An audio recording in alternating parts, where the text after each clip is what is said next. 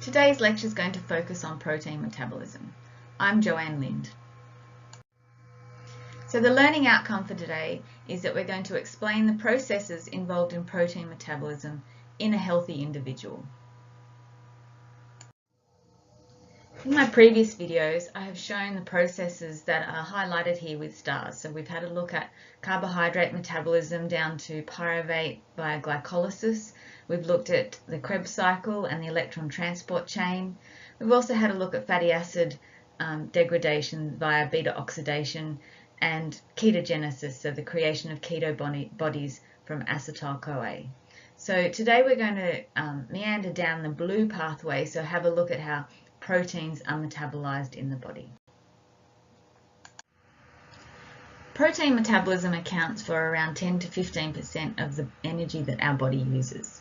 So proteins are made up of amino acids, and the first priority of using these amino acids in the body is actually as building blocks for other proteins. So it's not initially that we're going to eat protein and we're going to get energy from it. It's that we need the amino acids from our protein in our diet to actually help us create the proteins our body needs to function through gene transcription and translation. So if we have excess protein, so if we don't need the amino acids for those functions, then we can make those amino acids enter the metabolic mainstream, meaning that we can break those amino acids down and harness the energy that's captured within them to use to ultimately produce ATP. Now, the main site of amino acid degradation in our body is the liver. However, the muscle does do some of it as well, but only for certain amino acids, and they're called the branched chain amino acids. So if you have a look at this diagram here, we know that we have dietary protein that contributes to our amino acid pool, but these can be used to create other proteins in the body. And that's important to know that we have protein in our diet because we need those amino acids to stay as amino acids. There's such thing as essential amino acids, and these are ones that we cannot create ourselves. We need to ingest in our diet for our body to use in protein synthesis. However, the focus of today's video will be on how we use amino acids as energy. So we're going to look at the catabolism of amino acids and how it's used to then create energy, but also what are the waste products of that breakdown.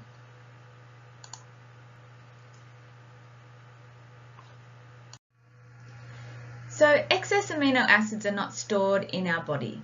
We do have stores of protein in the sense that we have muscle mass, which is made up of amino acids. However, we don't direct our amino acids to our muscle unless we're building it up in some way. If we have excess amino acids in our diet that's not required for the production of protein, biosynthesis in other reactions, then we will actually break down those amino acids and excrete them. It's different to fat intake, where if we intake excess fat, we will store the excess fat. Intake of excess protein, we either use it or we will lose it. So today's video is going to focus on how we degrade those amino acids, and it involves two major components. One is the removal of the nitrogen component, so it's the removal of the alpha amino group to produce ammonia, so your NH3. And once you've removed the nitrogen component off an amino acid, then the second part of that is the removal and breakdown of the carbon skeleton. So we metabolize that carbon skeleton to ultimately use it in a form of energy production. As mentioned, most of the amino acid degradation takes place in the liver. A small amount of it also takes place in the muscles. Therefore, we need a way that we can transport the byproducts of these reactions from one place to the other. And this is called the glucose-alanine cycle. So if we start at the top of this diagram here, in the muscle, you can see that there would be some stores of glycogen in the muscle, which is a source of immediate energy, which can be broken down into glucose. Now that goes through glycolysis to create pyruvate. But if we're talking about the breakdown of amino acids, we have certain branched chain amino acids that can be broken down to produce energy in the muscle. And these branched chain amino acids undergo the Krebs cycle, or the citric acid cycle, and oxidative phosphorylation to produce carbon dioxide and ATP. Now, in doing this, once you break down those branched chain amino acids, which we'll look into in more detail in a minute, but you need to have stripped the nitrogen component off that. Now, that nitrogen component, it's important that we can excrete that from the body. But at the moment we have that ammonium trapped in the muscle, and we need to somehow remove it from the body. But we can't just have the ammonium be excreted into the blood, because it's a very basic, as in it's not acidic, it's a basic element which would poison the blood if it was free floating as ammonium in the blood. Therefore, we need a way to transport it through the blood so that ultimately we can remove it from our body. Now, to do that, we actually add it on to combine it with pyruvate to make alanine. Now, what's not shown on this diagram here is that initially it uses glutamate as it's the amino acid that would have had the ammonium ion transferred to it, which then reacts with pyruvate to produce alanine. Now, it's alanine that can actually be transported through the blood, and once it reaches the liver, the alanine can be split back into glutamate and pyruvate, and from the glutamate we can then remove the ammonium ion and convert it into urea, which is our waste product, and we're going to have a look at that in a minute. So the glucose-alanine cycle is important because you cannot have excess ammonium ions in the blood, otherwise it would be poisonous to us.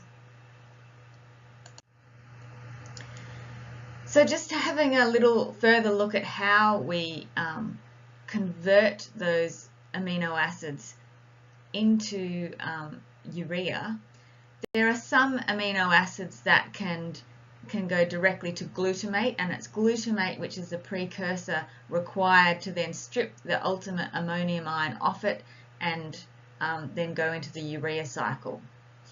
So the alpha amino group of other amino acids has to first be transferred to something called alpha ketoglutarate before it can form glutamate. So you can follow this biochemical pathway in the bottom of this slide here, that if you have an alpha amino acid, then you can actually take the ammonium from that and combine it with alpha ketoglutarate to get glutamate. And then the ammonium ion that's now on glutamate can then be passed off and stripped off, and the glutamate is recycled back to alpha ketoglutarate. So what we need is this ammonium ion, so NH4+, so that we can basically create urea, which is our excretion product. So it's the urea cycle that takes that ammonium which has come from glutamate and creates urea as a byproduct. So we're going to have a look at that in a little more detail. So here we have a picture of the urea cycle. So we've talked about the excess ammonium ions, and in most cases, and this is most terrestrial vertebrates, we do convert it via the urea cycle. The urea cycle takes place in the liver, and initially it starts in the mitochondrial matrix, but then part of the reactions occur in the cytoplasm, and the urea is actually formed in the cytoplasm. So if we have a look, we'll start at the bottom of this figure here where you've got ammonium ions coming in. The first step is that they're transferred to create a compound called carbamyl phosphate. Now this then enters a cycle. Now I don't need you to know and memorize all the points and enzymes, they're not even listed here, but the enzymes in this cycle. The important thing to know about cycles is that things can enter the cycle, and as they pass through the different steps, ultimately it will come back to the beginning. So you'll end up with what you started, but with byproducts as you go along. And the important thing about the urea cycle is that in that last step from arginine to ornithine, you have water combined with arginine, and ultimately that produces urea. And it is the urea that is then excreted in the form of urine, and humans excrete approximately 10 kilograms of urea per year. Now, importantly, as I said, this takes place in the liver, and then that urea is excreted through the urinary tract of the body.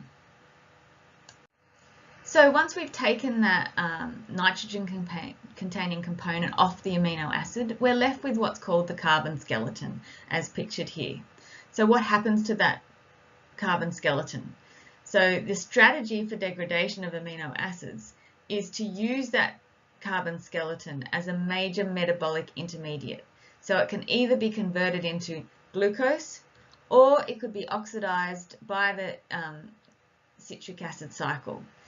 The other fate of carbon skeletons is that it can be used in ketogenic processes, and we'll have a look at both.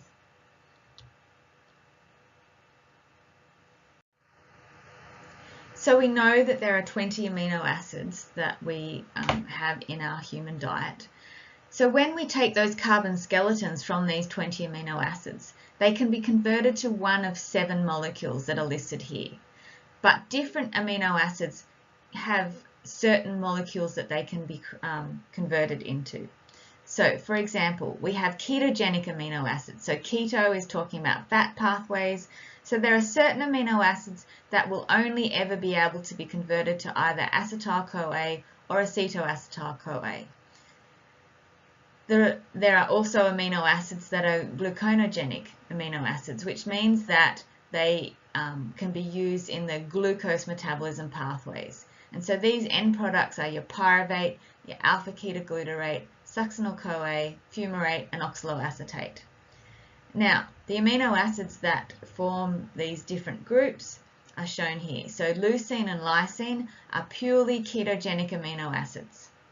We then have a set of amino acids that can either be ketogenic or glucogenic. So isoleucine, phenylalanine, tryptophan, and tyrosine.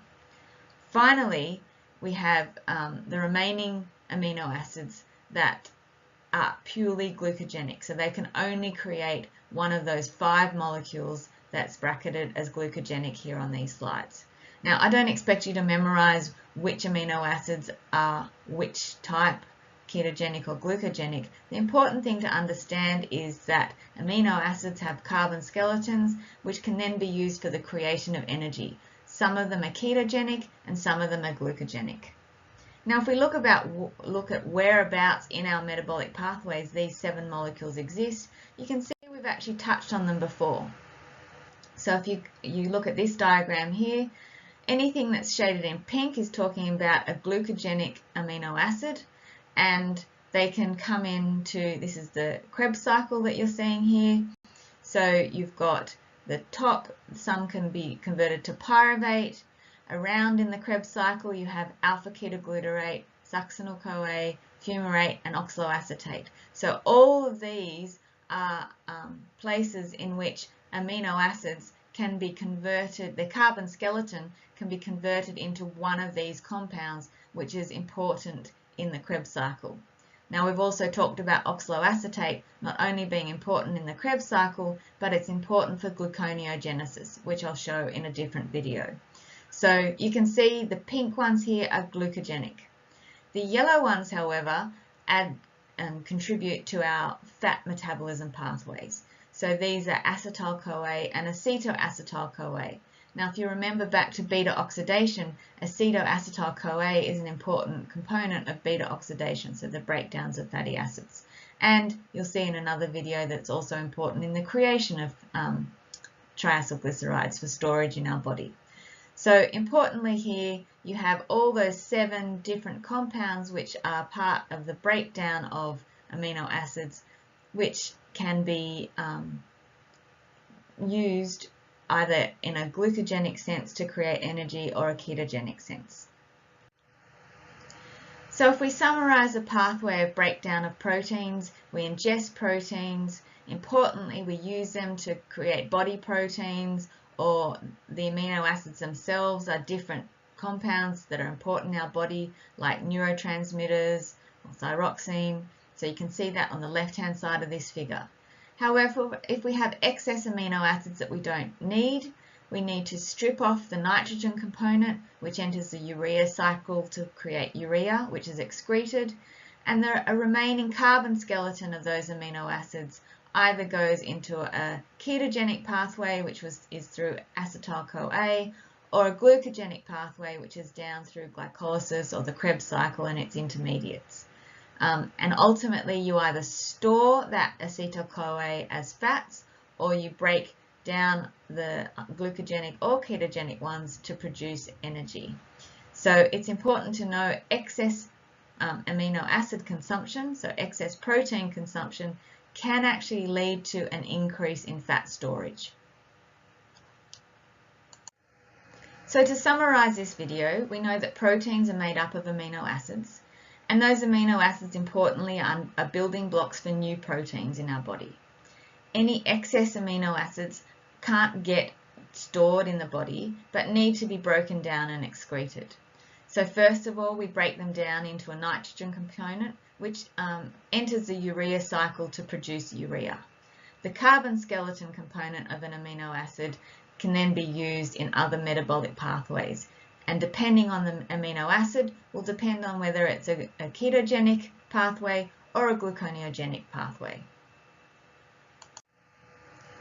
So here's our summary, our map of metabolism, and you can see the starred ones were ones that we covered in previous videos. So today we've had a look at proteins and amino acids as a source of energy. We had a look at how they contribute to the nitrogen pool, and they can be used for protein synthesis in the body to create tissue protein. Now we haven't gone through how that happens, and that's in your lectures about transcription and translation. However, what we focus on today is the excess amino acids and how we break them down or use them as energy. So we had a look at the urea cycle and how those proteins can be excreted, the nitrogen component can be excreted as urea. And then we looked at all those other blue arrows there and how they can feed into pyruvate and acetyl-CoA and different components of the Krebs cycle. So my contact details are listed here, and again I found some other animations. If you want to step through some of these pathways, you can go to the relevant animations in chapter 20 and 21 of the link here. Thank you.